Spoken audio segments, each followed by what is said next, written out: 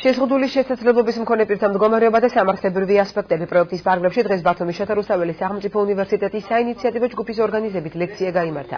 კანონმდებლობა, რომელიც შეზღუდული შესაძლებლობის მქონე პირთა უფლებებს იცავს, აღნიშნული კატეგორიის მქონე ადამიანების საზოგადოებაში ინტეგრაცია და არსებული პრობლემები, ეს ის თემებია, რაზეც ქრისტიან-დემოკრატიული მოძრაობის შეზღუდული შესაძლებლობის მქონე პირთა კომიტეტის თავმჯდომარემ და პროექტის კონსულტანტმა თამაზ მჟავანაძემ ისაუბრა. შეხვედრას შეზღუდული შესაძლებლობის მქონე ბავშვების მშობლები და სამოქალაქო განათლების კლუბის წევრები ესწრებოდნენ.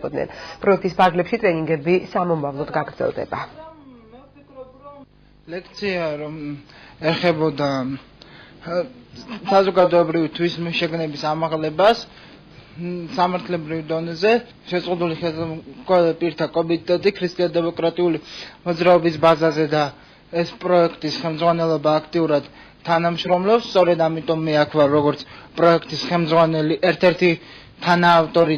პროექტი მზადდება შეზღუდული შესაძლებლობის მქონე პირთა საზოგადოებაში ინტეგრირების გაუმჯობესებაზე და ვცდილობთ ყველანაირად დავეხმაროთ მათ, რათა საზოგადოებასთან უფრო ინტეგრირებულები იყვნენ ისინი. ტრენინგი მნიშვნელოვანია მათთვის, თუნდაც სამოქალაქო კლუბების ბავშვებისთვის, ვინაიდან მათ ხშირად უხდებათ ისეთი ინიციატივების გაკეთება და შესრულება, რომელიც უკავშირდება შეზღუდული შესაძლებლობების მქონე პირების პრობლემებს, თუ როგორ მოაგვარონ, როგორ დაეხმარონ მათ, რომ უფრო უკეთესად გათვალონ მათი საქმიანობა შეზღუდული შესაძლებლობის მქონე პირებთან მიმართებაში.